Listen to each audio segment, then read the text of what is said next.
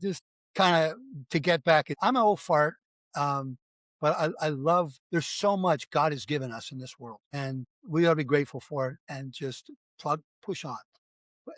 Hmm. Nothing's easy. So if anybody thinks it's easy, nothing. It always takes twice as long to get something done. It's twice as expensive and just twice as hard as you expect. But if you want to do the ridiculously, I mean, do the outrageously hard, do the ridiculously easy and do it one step at a time.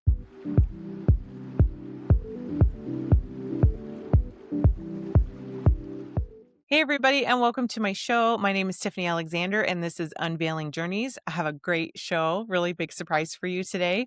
Let me just tell you briefly about me. I love getting to know people. I love hearing people's amazing story, what they've done in their life, what they're continuing to do, and then, the journey in the rest of that. And here's how it works. I hang out sometimes in networking rooms. I hang out with really cool people that refer me to more people. And how that happens is because I say, "You're so cool. How do I get to know more people just like you?" Or, um, "You have been so awesome.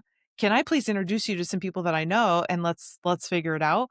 But most of the time it's like, "Wow, who do you know that I need to know also? Because I hope I've added value to you today." And that's caused this like itty bitty snowflake turn into a snowball, turn into an avalanche of phenomenal people.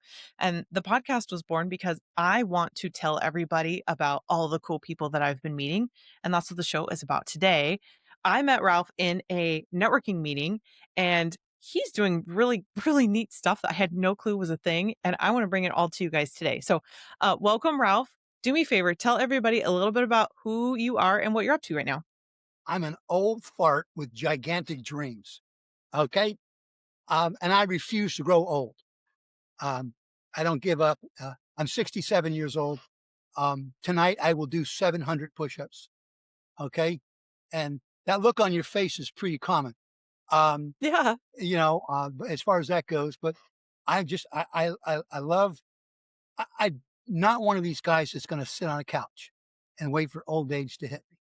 So I have a couple world records, four of them to be more precise, um, all in extreme boating, doing things that other people have too much common sense to do. Okay. But I years ago, I grew up on the water. My earliest memories in life were California coast. My house was on the beach, not near the beach, on the beach, right next to Santa Monica Pier. Okay. And so you get to Santa Monica Pier and you look down to the left, there's a little inlet, and then right past inlet's a whole bunch of houses. About number 8 down that road was mine. My the earliest memory in life was going out, running up and down the beach with a bucket, okay, putting grunions. Grunions are these little tiny fish. They're about the size of a cigar, about that long, and they come up on the beach and they lay their eggs. And we scoop them up and make soup, grunion soup out of them. And so that's the earliest memory in life. And I grew up as a surfer in Cocoa Beach in Florida. My dad was in the Yeah. Air Yeah. Force, and we moved from there to Cocoa Beach. And there's a river right next to Cocoa Beach, right next to Cape Kennedy. They launch all the rockets and stuff. Oh, yeah. Yeah. I It's lived one over there for a little bit. when Tell I me was a what you're kid, they working on called it right the river. now. Pardon me? What is the project you're working on right now? Oh, I'm getting there. Oh, I want to tell your whole life story in a minute. Oh, man. Okay. Okay. We haven't even gotten there yet. Yeah. We're working right now on creating the very first powerboat race all the way around the world. Now, these are really high speed yachts. They're not little Yeah. power boats. Okay. No. They're high speed yachts. Like, how big are they? 25 meters. Wow. 25 meters is 82 feet. So our rules are they have to be between 20 meters and 25 meters, no bigger than 25 meters. So that's Mhm. 66 to 82 feet. Okay. For Americans. I'm American. I think Yeah. feet. I don't think meters, but the rest of the Yeah, world thinks yeah. meters. Anyways, but that's what we're doing, and we're going to race all the way around the world. It's like there's the worldwide shortage of top tier teams. Okay, Ooh. and you stop and think about this. Okay, the L.A. Lakers, okay, were sold before it was even public that they were up for sale. Okay, and they sold for $10 billion. Why? Why would someone pay that much money for a sports team? Because sports always go up. Rebecca, top tier sports teams always go up. Okay. The minor leagues, unfortunately, do not, very rarely do minor leagues become major leagues. And consequently, if there's little to no chance of ever becoming a major league, they're not exclusive, okay? But the top tier exclusive. So what we're doing, I mean, Formula One used to be they had this program where that you bought or you leased or rented the right to race. It's called the Concord Agreement. They got rid of that and they went to a franchise system, which you own the team, and the average team value went from around 400 million to 2.3 billion, according to Forbes, per team. Okay, why? Because Whoa, it's I super didn't know exclusive. that. So we're Yeah. creating a super exclusive league. Okay, where we only let one team per country race. And so a lot of people have a hard time with that. They think you should let as many people from any country race that want to race. But the problem is there's no value to the teams if you let anybody race that wants to race. And so if you have to own the race or the team to race, then the value goes up. It's like Larry Ellison and the America's Cup. Now, he won over and over and over. As long as you win in America's Cup, you get to make the rules and you're guaranteed the right to race because you won. If you lose, you are no longer guaranteed the right to race and you don't get to make any rules. So No way. Larry Ellison was asked if after he lost, was he going to compete for the next year? He said, no, but not only no, blankety blank, blank, no. I spent $300 million on this and I have nothing to show for it other than some used boats. Okay. So he got out of that system because it wasn't a franchise system. You didn't own the league or the right to the league. So we're creating a league. It's a racing league. We're going to race all the way around the world. We're going to let one team per country in, and they have to buy the right to race, and they own it. Then they can turn around and sell it to someone else. And some people are going to do that. They're going to buy it, and they're going to buy it for their country, and they're going to turn around and sell it 2 weeks later at a profit. Why? Because it's exclusive. They can do that, Yeah. and that's the whole thing is that giving them the exclusivity or the ability to do that. I'm sure that's going to happen somewhere along the Mm. line. So we're racing we're going to start in San Diego. The current plan, it's going to change. Current plan is we start in San Diego, we race to Hawaii. Okay. Then everybody gets there. We wait for everybody to get there. We have a big party, festival, all about racing and all about boating and all of this stuff. And the same boats are going to race in a harbor. Okay. Or a local race in Hawaii. Then, and that's for the fans. Of course, fans want to come along. And then we go from Hawaii to Tokyo. We do it again. Tokyo to Singapore. We do it again. Singapore to Sydney, Australia. We do it again. Sydney, Australia to Cape Town, South Africa. Now you're going to have to make several stops on the way, and it'll be interesting, no doubt. Yeah. And then we got from Cape Town, South Africa. And by the way, we have helicopters and planes that follow. Okay, helicopters can't go that far, but the planes can. And we have actually some big yachts that will be carrying helicopters to make it easier for them. Okay. But to film it and et cetera and tell the story. You've ever watched Survivor? Okay. You know how they take a whole week or 2 weeks and they condense it down into less than an hour and they cram it together. So we do the same thing. And so for our ocean races, which may take 3 days or 4 days, in some cases more than a week, we'll take the whole thing and condense it down into about a 45-minute to an hour show, depending upon Oh, yeah. the stadium. And That's then really fun. I and then imagine after that, Discovery Channel will love this. then it'd be the live race. Right. So somewhere in the middle of the ocean, someone's going to break down. Okay. And the boats all have cameras in them and they all go through satellite and bounce back. And at first people care about cameras. You perform for the camera. After a while, when cameras are on you all the time, you don't Yeah. care. And Yeah. that's when it gets good. You cram How a fun. couple of people in a small cabin and have that cabin slamming against waves for long periods of time. And someone's got to go to sleep. Someone's got to get up, all that kind of stuff. Someone's in the restroom longer than they should be. Okay. Just all of the different things that could go wrong. You're going to have Yeah. guys on these boats and in some cases, girls on the boats. Okay. There's going to be different personalities. That conflict makes great TV. Absolutely great For sure. TV. And one of the Yeah. legs, we're going to run from Norway towards the end, okay, all the way to New York City. Wow. requirement is to go through, okay, the southern tip of Greenland, okay, Okay, okay. and the southern tip of Greenland is all icebergs. It's a bunch of islands, and it's full of icebergs. That Okay, sounds dangerous. that's the idea. I guess it's extreme boat Oh, racing for that reason. absolutely great. I have been there, um, and so we went down there, and I was surprised to find that the southern tip of Greenland was all um, icebergs everywhere and islands. And the big town, because the area is called Prince Christensen Sound. So, of course, Prince Christensen's going to be a big city, right? This name, Prince Christensen Sound. So, we're trying to buy gasoline in this little town called Acapulco, okay? And they didn't want to sell us gasoline. They only have a certain amount and they want to sell it to us. And it was a big headache. And everywhere you go in Greenland, no one wants to sell you gas. Okay. And so we were trying to get gas for our boat. But anyways, they kept saying, go to Prince Christensen Sound. So I said, okay, good. It's going to be a big town there. We get there.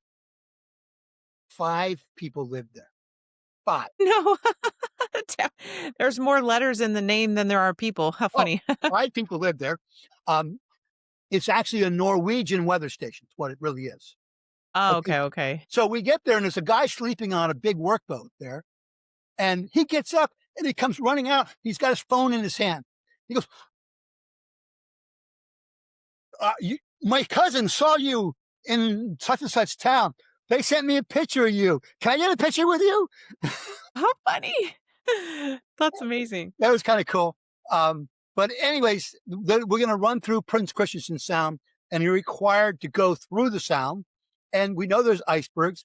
And if you're smart, you get through there safely. Okay. Yeah, right. If you're not smart, you may need some repairs. But don't worry, we'll have a helicopter on hand, and we'll have someone have to help you, whatever you got to do. We're not going to let you sink, okay? At least we hope not. We don't plan to let anybody sink. That's the Right, right. concept. But we want the TV, Yeah. the great TV, and people talk about that. Okay, racing through icebergs and stuff.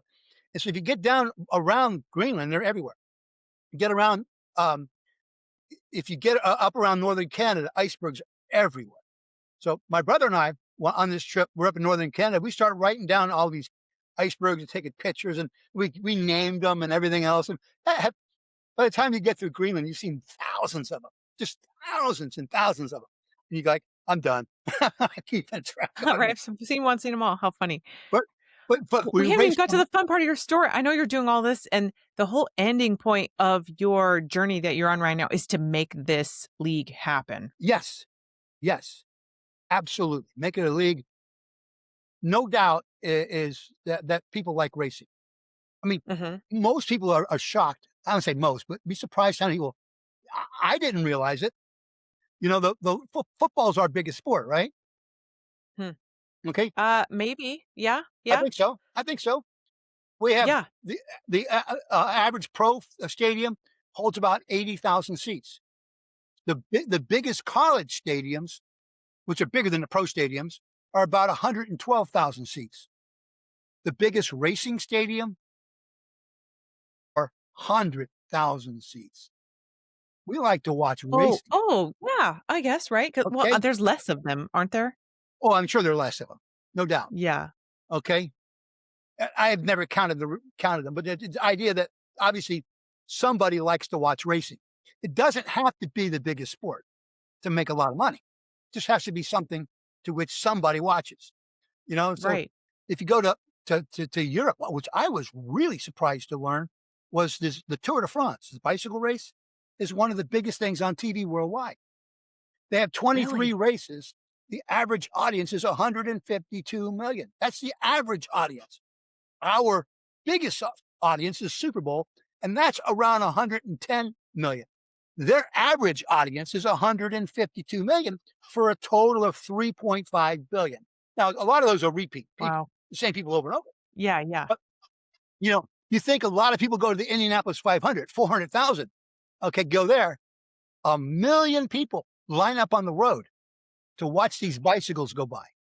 They line up to watch these bicycles go. 1 million people. That's 2.5 times bigger than the Indianapolis 500, which holds 400,000, which is 3 times bigger than the largest football stadium. So obviously, Oh my some goodness. people like to watch racing. Right. It doesn't have to be the most popular sport. It just has to be popular. Right. Formula One I want to tell has a little bit huge more of your following. actual story, how you got here. Um, let's go back to you're born in California, raised up in Santa Monica Pier area, and then we went over to Florida, and that was when you were still a kid because your dad was in the Air Force, right? And then Yes, tell me where more of your story picked up. I went to Grand Turk for a while. Turks and Really? Caicos. Yeah, Yeah. my dad was commanding officer of the Air Force unit down there. And up until I Nice. was an adult, I didn't know that the Air Force unit consisted of one person, my dad. But we moved down there. My front yard was the Caribbean Ocean, Caribbean Sea, the front yard, not the backyard, front yard. Okay. Um, we grew up on the water, and then back to Cocoa Beach, surf bum. A few years ago, I was out fishing. My wife loves to go shopping on Black Friday. I hate it with a passion. I mean, an Yeah. absolute passion. I do not want to be in wall to wall people trying to figure out to buy something. My son and I we waited all night one time to buy a computer to do it with my son. It was a father son Yeah. activity. We got into Best Buy and they sold the last one like two people ahead of us. Okay. Yeah. And okay, I'm done. My Black Friday. Yep. She Save went, $100 or $50, she right? went That's so shopping. I silly. took my two boys and went camping, and we went Nice. fishing and camping. We hit a rock on a motor and broke the boat, and I got angry. I said, "We can do better. I can make a better boat." And almost everybody in my family thought I was an idiot for saying that. Um, I thought I could make a better boat. Turns out I can. Okay, it's pretty simple. I can make a better boat. Um, the boats I designed and built, which took me a couple of years to get into. That's a whole story. Just getting Yeah. into it. Okay, deciding to move forward with it. Um, they set 4 world records. Um, the Army bought from me, the National Park Service bought from me, the Federal Fish and Wildlife bought from me, NOAA bought from me, a bunch of fishermen and a bunch of their friends bought from me. But I was trying to raise the capital to build them in quantity, and instead of one at a time, and I ended up mortgaging my house and the whole deal, and I just didn't raise enough money, and I ended up losing my house, a 4 bedroom, 2.5 bath, 2 story, nice size house. Okay, that I bought brand new. I had custom built for me. I ended up losing that in the whole deal, but I learned so much, and the amount of money I'm going to make in the long run, I can buy 5 of those, like 10 of those houses, if I want to. More than that, okay. So those are lessons learned. Not you cry in your soup for a couple hours, but after you get done crying in soup for a couple hours, long story, you learn something. Move on, get Yeah. it going. Yeah. Okay, that's the way it is. Um, but I learned so much. There's 3 big problems in boating: there's big waves, shallow water, and horrible, horrible fuel economy. So if you don't own a boat, you don't realize this. But usually boats are made for super shallow water, or they're made for big waves. Because boats that are made for big waves run aground in shallow water. Boats that are made for shallow water tip over and kill people in big waves. I designed some boats that can do both well. They make great patrol boats. Okay, do both very, very well. Okay? And that's what helped with the world records and stuff. But in that process, and by the way, I was wrong um, 16 times on how to build it. And I spent the money building it, ripping it apart and rebuilding it. And then about 30 minor adjustments before I learned a few key ingredients. And those few key ingredients changed my life. Okay. In how to make things work. I also found a way to get much better fuel economy in boats. So if you get in your car and go down the interstate, okay, at 70 miles an hour, and assuming you have an internal combustion engine and you're getting between 20 and 30 miles a gallon, and you have a range of 300 miles, that's about what most cars are. Okay. You get in a boat that has a range of 300 miles and can do 60, 70 miles an hour. Okay. They're few and far between, very Yeah. few and far between. Um, Now, it isn't getting 20 to 30 miles a gallon. It's getting 2 to 3 gallons to the mile. Oh, yeah. Okay. Most ships get about 50 gallons to the mile. The biggest ships are 400 gallons to the mile. And we're okay. I, I'm not, I consider myself a realist. Okay, just a realist. Um, some people are a super environmentalist. I'm an environmentalist, but in my opinion, I'm a realist. Okay. There's two kinds of oil in this world. There's easy to get oil and there's hard to get oil. Okay. We have about 50 years of easy to get oil left on the planet based on what we know now, and it'll be gone. Then we have the hard to get to oil. Okay. And that's going to change the economies of the world dramatically. So one of the biggest uses of fuel is the shipping industry. 90% of all trade takes place by ship. 90% still to this day. Okay. There hasn't been a significant change in the propulsion system of most ships since 1920 or 1930, 100 Wow. years ago. We could And do so better. Oh my gosh. most people have no clue on that. It's not because there's not good ideas out there. There's plenty of good ideas out there. Who wants to take the risk of, Right? Tried and true or risky, right? okay, and so Or basically they expensive stayed though. with the tried and true. Tried and true Yeah. works. And they used to use what was called bunker oil, and that's all the leftover stuff. Okay, after you get the gasoline and the kerosene and everything else out of it, the diesel fuel out of it, whatever's left over was called bunker fuel, and it's just junk. Well, because of new laws on environment and stuff, they can't burn it anymore. So they have to use, most of them have gone to strictly diesel or a form of diesel. Just it's a form of diesel, but they've gone to it. It's competing with diesel fuel for trucks. And that's what goes Yeah. into all the Right? ships and stuff. And that's one of the reasons diesel fuel is so much more expensive than it used to be, because they passed laws. Basically, you don't want the bunker fuel. It's got all the sulfurs and different things like that in it. You don't want that into the environment. And most countries won't let it in the harbor, and most countries won't let it in the harbor if it doesn't have insurance. Okay, and so consequently, insurance companies don't like new ideas. They just don't. They like proven technology. And so if you're a marine engineer or a naval architect and then you're dealing with insurance companies, you're reluctant to design something that's not established.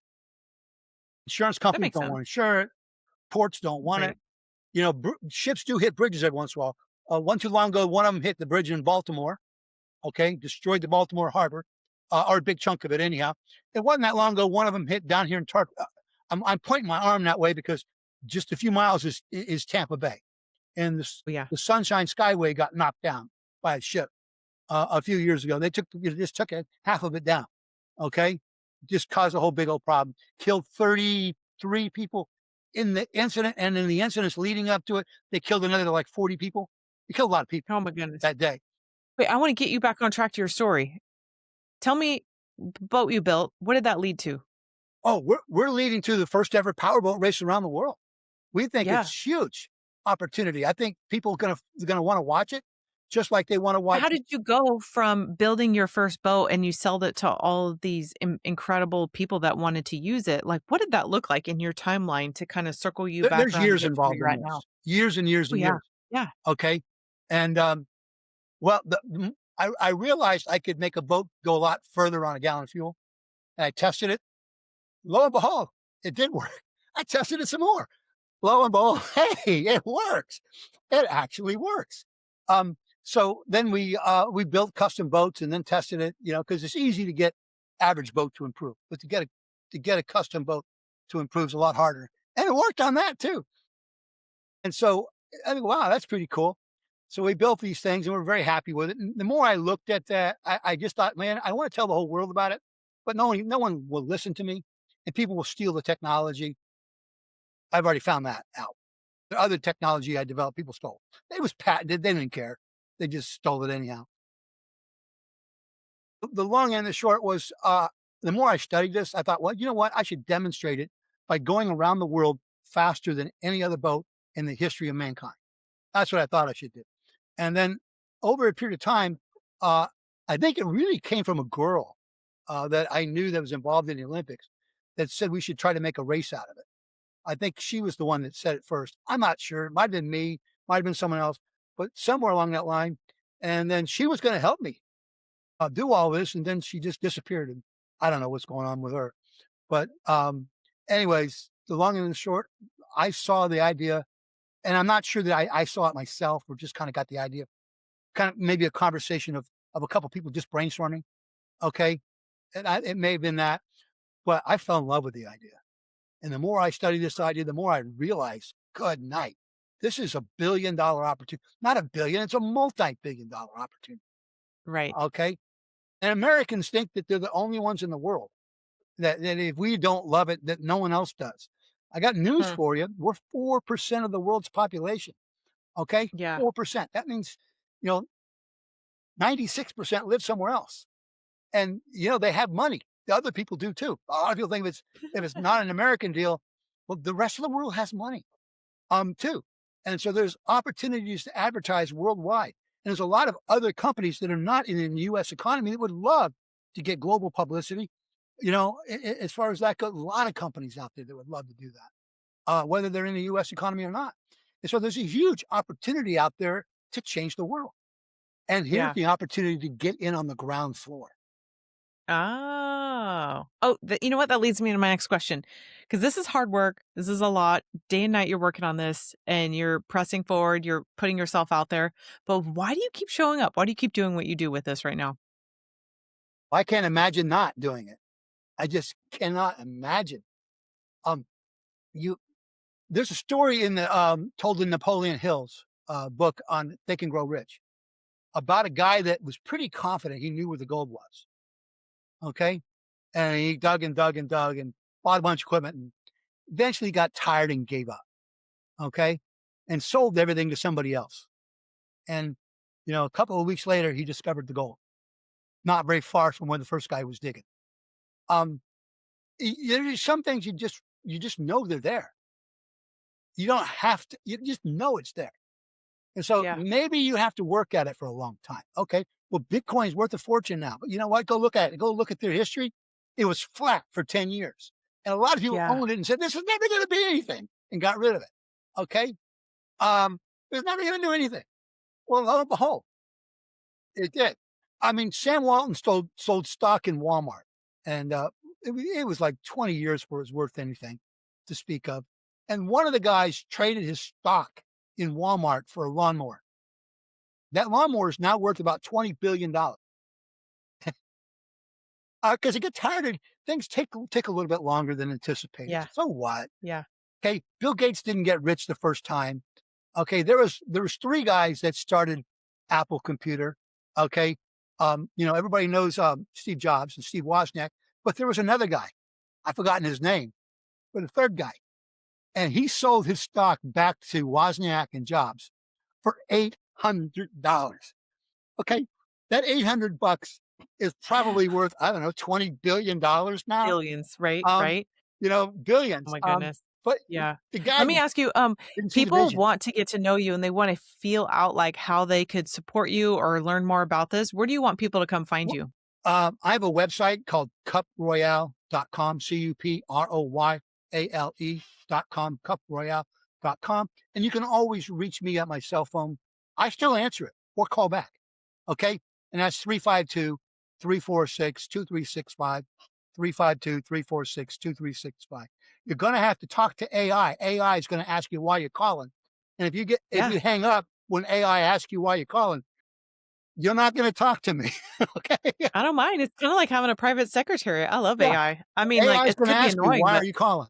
Okay, and then talk yep. to AI for a minute, and AI will patch you through if you don't hang up, you know? Yeah. I love it. So, that's it. Cool, cool. Now, I have 2 more questions though, because it sounds like we know what's on the horizon, but really, is there more? Like, what's really going on in the future for you? Oh, there's much more, but I don't wanna confuse. There's some there's too much. It's gonna sound too big, and what Yeah. people don't understand is that, you climb the biggest mountain one step at a time.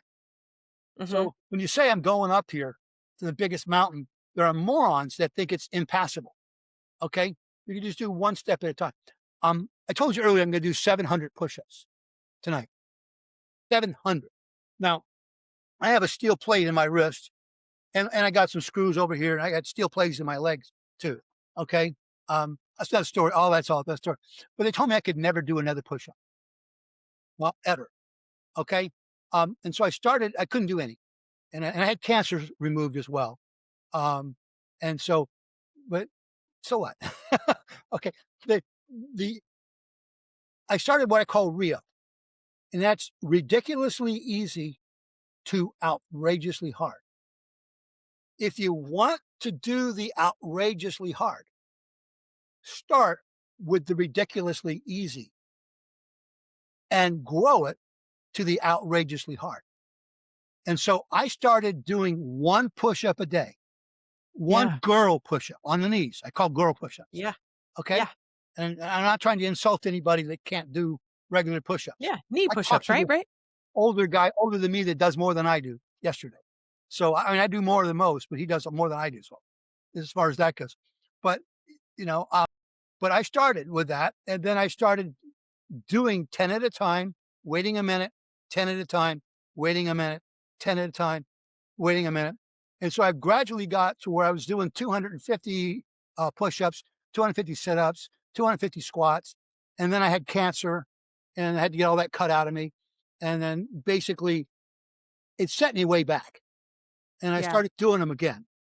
And then when I got to 500, my wife had a heart attack, or she said I was going to have a heart attack. So she laid the gauntlet down. Can't do a lot at a time.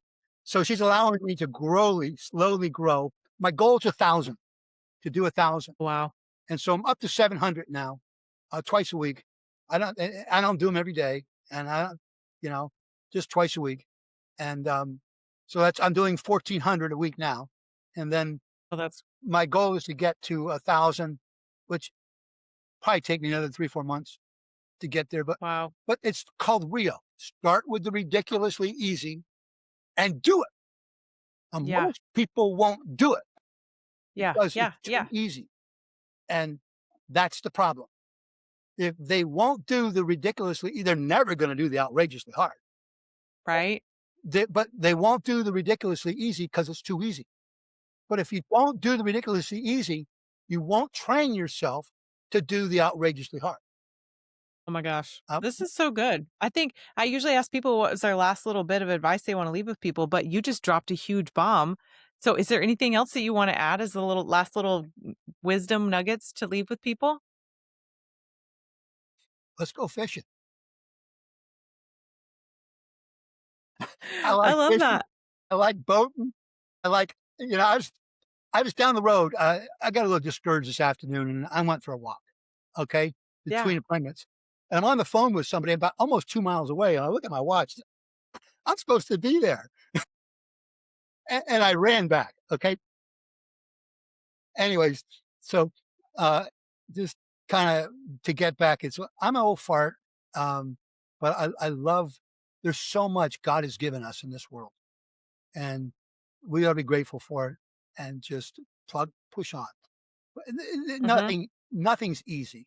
So if anybody thinks it's easy, nothing. It always takes twice as long to get something done. It's twice as expensive and just twice as hard as you expect. But if you want to do the ridiculously, I mean, do the outrageously hard, do the ridiculously easy, and do it one step at a time. So, you know, when I crossed the Atlantic Ocean in the smallest powerboat in the history of mankind, almost everybody told me I was an idiot. It could not be done. The local paper had me on the front page of the local paper, Tampa Bay, making fun of me. Okay. And then I did it. And they ran a Yeah. two full Wow. pages on how I did it afterwards, Wow. which I thought was a pretty good. They never apologized for saying we called you, but that's kind I of an guess the 2 apology. pages they figured made up for it. That's kind of Oh an my apology. goodness. They did it on, Yeah. 2 page, full thing. Tampa Bay, Wow. Tampa Tribune, or is it St. Pete Times? I'm like, they're both the same newspaper now. So it was Yeah, neither St. yeah. Pete Times or Tampa, but they did a 2 page full thing on how we did it and everything else. And so, and then plus a whole bunch of smaller stories. So I guess that's their Yeah, way of for sure. saying, okay, maybe not. They never apologized. Well, now I guess the 2 pages, that's why I'm saying made up for it, but Hey, Ralph, this has been phenomenal. Thank you for your time. I love your enthusiasm, your passion, and your story of like overcoming and perseverance and your ridiculously easy and like ridiculously hard. And Or what was it's the Rio. It's called Rio. ri- ridiculously easy REOH. and Ridiculously easy to outrageously hard. outrageously hard? This is phenomenal. If This you is what want to we're do going to the end with the outrageously show. hard, start with the ridiculously easy.